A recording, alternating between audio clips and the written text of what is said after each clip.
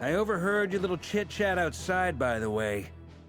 With Miss Columbina's colleague gone, we should be back to the original crew plus the other colleagues I brought in.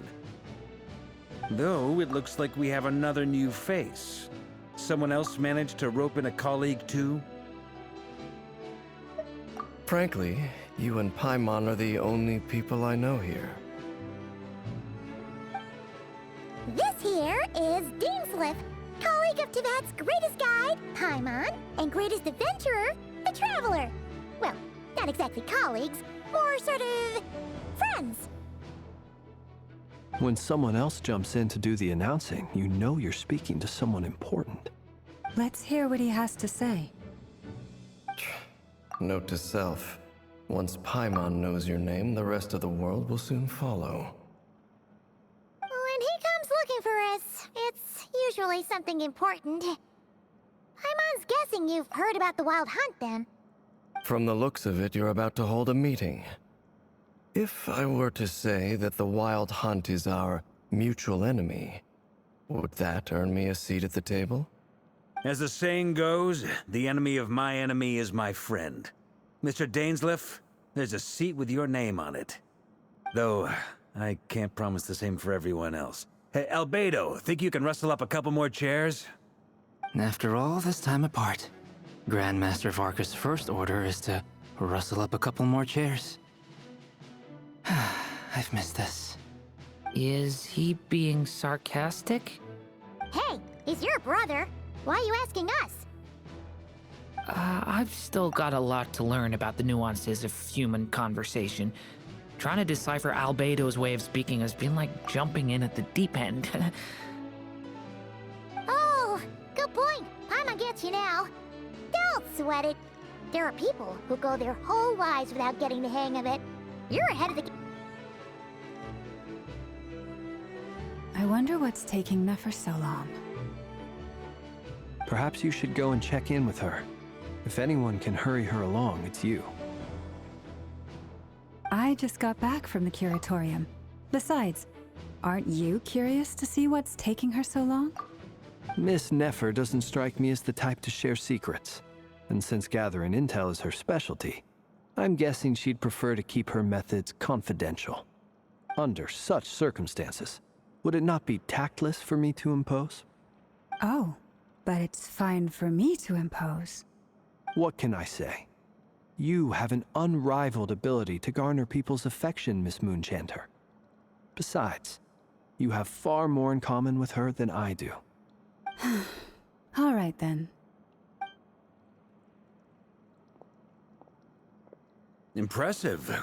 She barely fought back at all. I admire your powers of persuasion, my friend.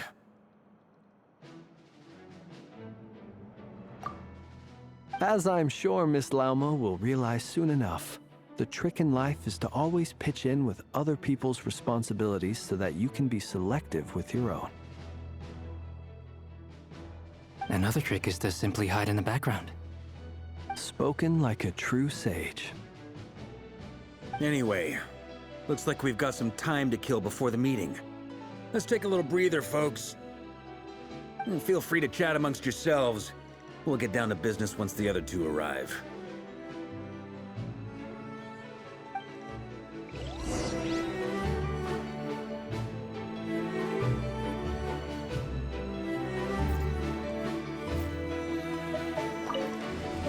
You're both awfully quiet. Why don't I start us off with an icebreaker? Much obliged. Have either of you ever had your portrait painted? If not, I'd be glad to help. That sounds like a lovely idea. You know how to paint, then? I dabble occasionally. He's an excellent painter. Tables, chairs, people, dragons, you name it. He'll paint it for you. I'm flattered. If I ever get the chance, I'd like to give it a try myself. I'll bear that in mind. Anyway, how about you, Durin? What sort of portrait would you prefer? Oh, I'd be fine with anything. Whatever style feels best to you. Very well. Then I'll play it by ear. You can replicate any style I want? I can try. If you show me a sample, I'll do my best to match it. Thank you. In that case, I'll dig up some reference material for you.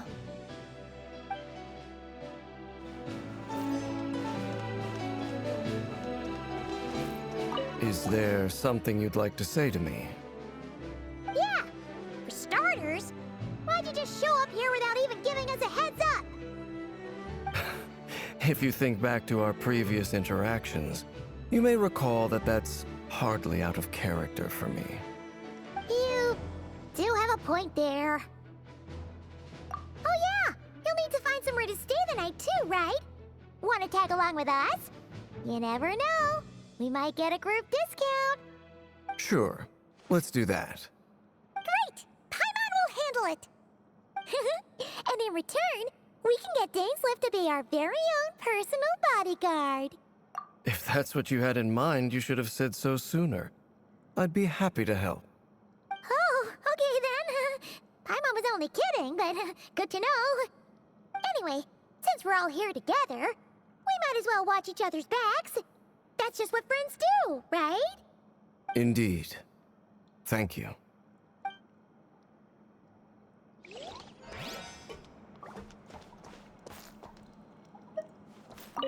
Truth be told, I can't remember the last time I was in a meeting with so many people. You're not alone there, my friend. The Lightkeepers also struggle to bring everyone together for a serious discussion. I don't doubt that. I've only ever met two Ratniki, one being you, and the other being that young guy, Eatlua. Eatlua is a good apple. I'll give him that. He's kind, honest, and regularly delivers supplies to my lighthouse. A true... So you're what? A fake Ratnik? That's what it sounds like you're saying. But I get the feeling that's not quite what you meant.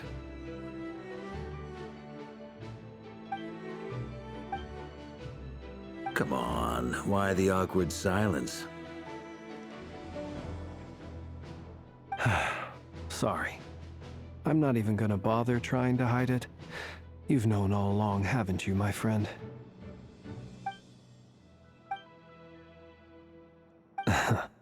Now that was an awkward silence. Let's just keep this between ourselves. Probably best if Eloa doesn't know, huh? That goes without saying. Gotta be careful what you share with youngsters, after all. Anyone else in the know? Let me guess. The Traveler and Paimon? It's dangerous being too sharp for one's own good, you know.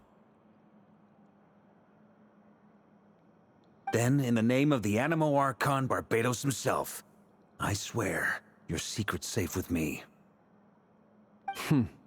When we went for drinks, you said that you and Barbados were practically best buds. In the light of that claim, do you really expect me to take your oath seriously? Of course. Just as long as you don't go spreading around the fact that I'm close with Barbados, all right? Fair enough, then. Nothing like a bit of mutual leverage to seal the bonds of friendship.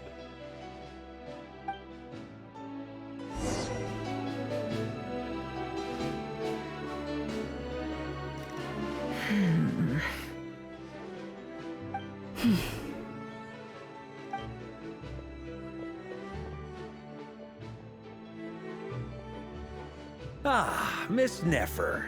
You made it after all. But what about Yehoda? I'm here to give you an update on how things are going on our end. Once this is over, I'll be heading straight back to continue my work. I left Yehoda back at the Curatorium to watch over things while I'm gone. Huh. So much for just this once. Shh!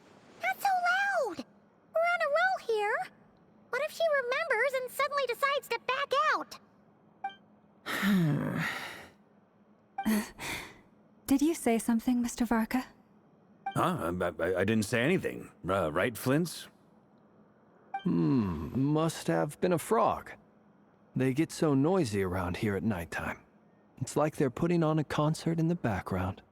Anyway, before we begin, there's a few introductions to make.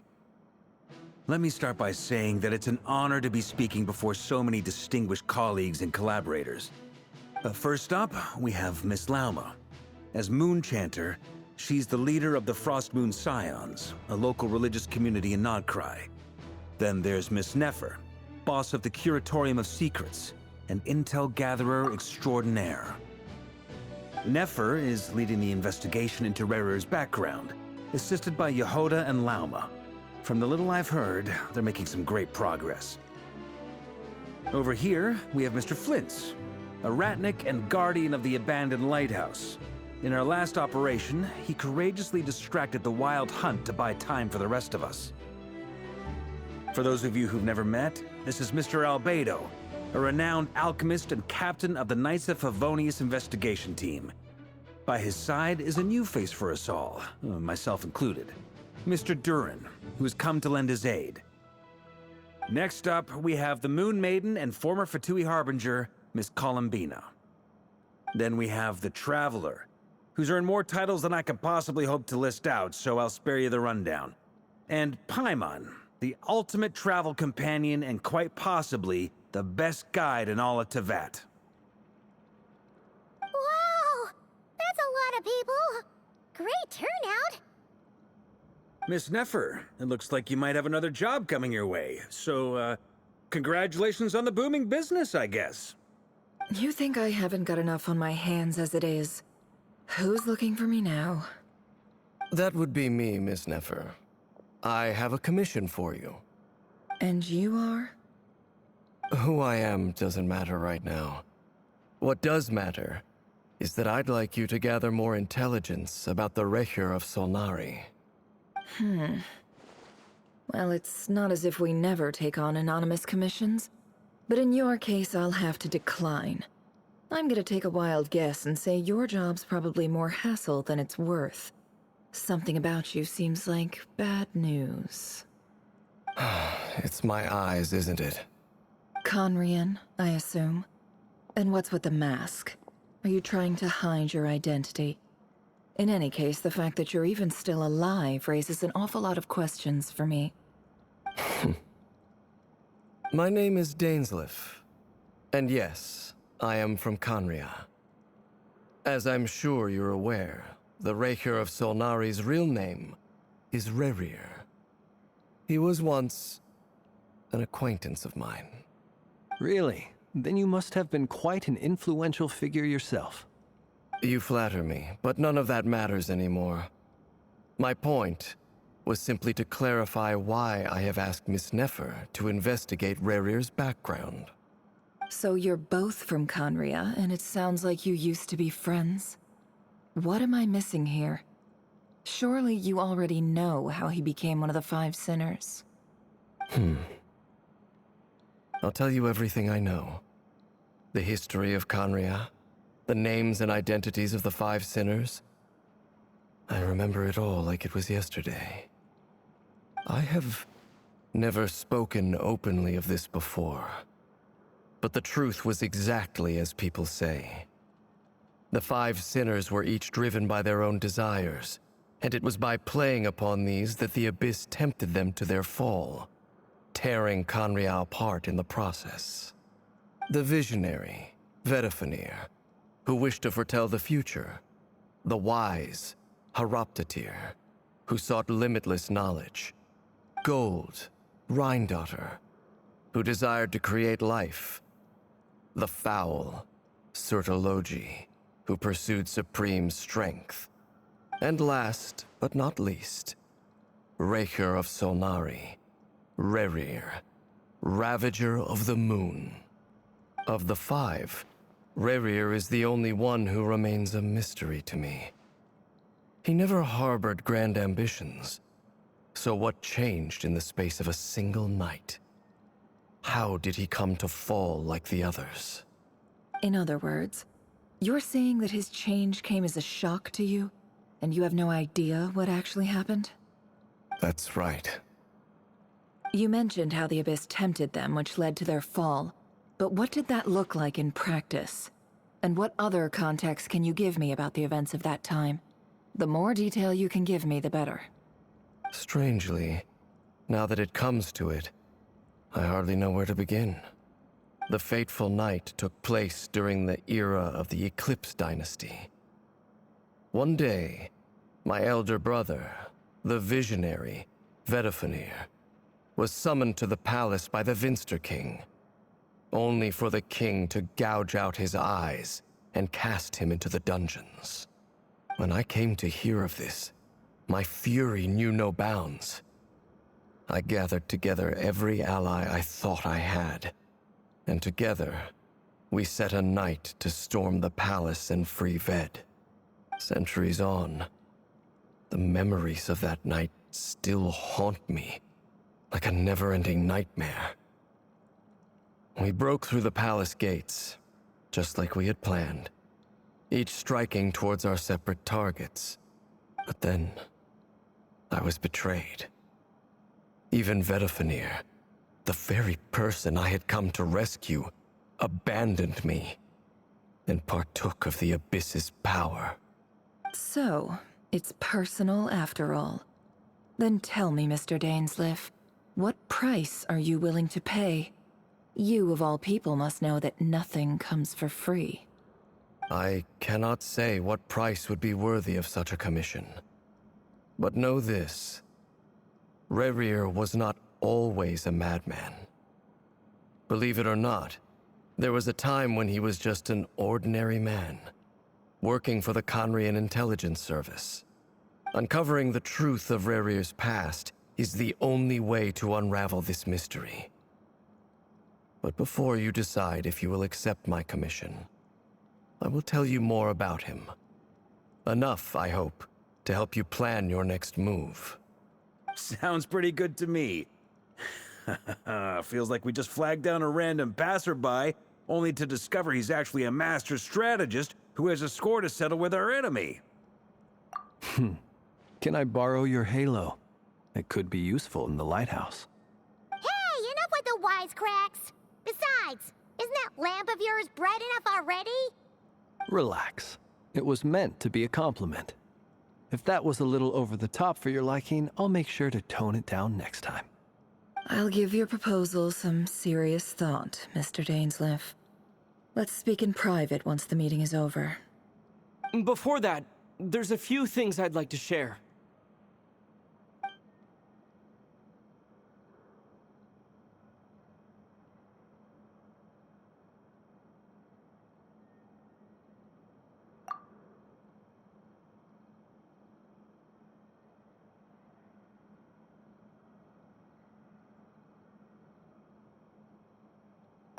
Now that we've united the hearts of the three moons, your power should be greatly enhanced.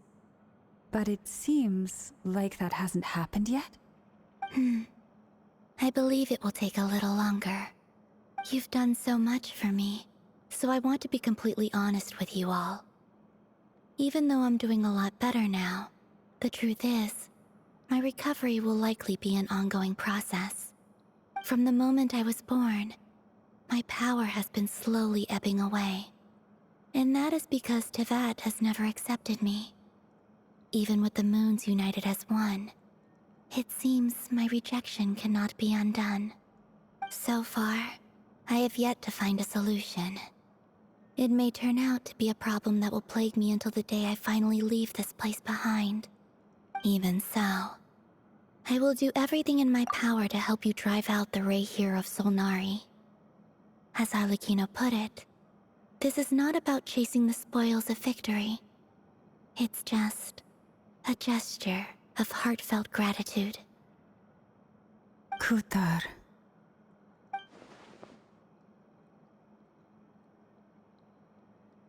Defeating the Ray here of Solnari will be no easy task. While my strength slowly recovers, we'll also need to gather more intel. Naturally. We should take all the help we can get if we hope to defeat him.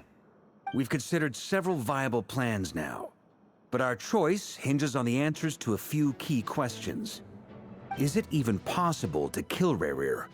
What experiences shaped the person or monster he became?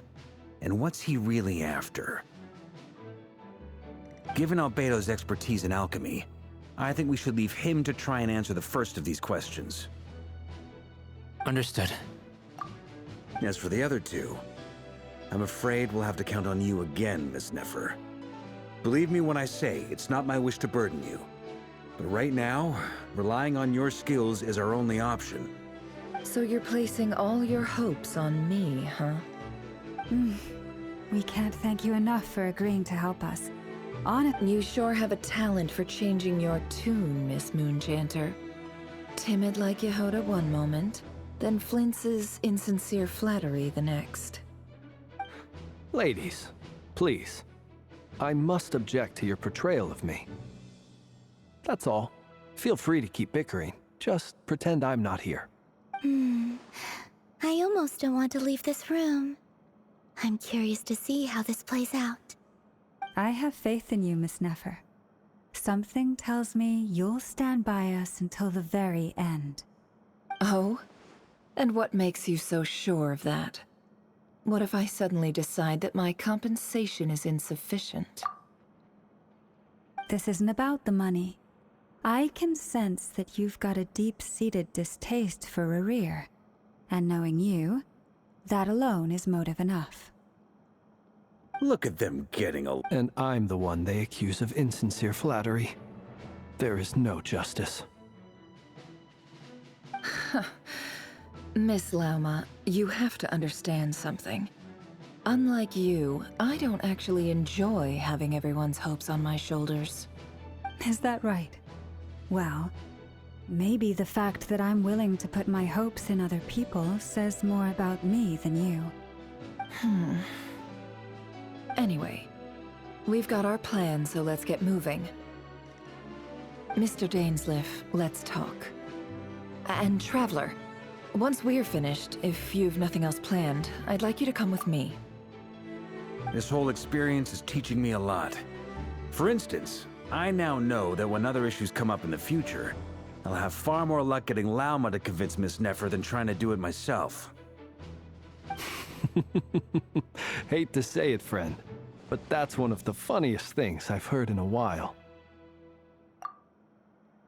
Why? You think I've got it wrong? Quite the opposite.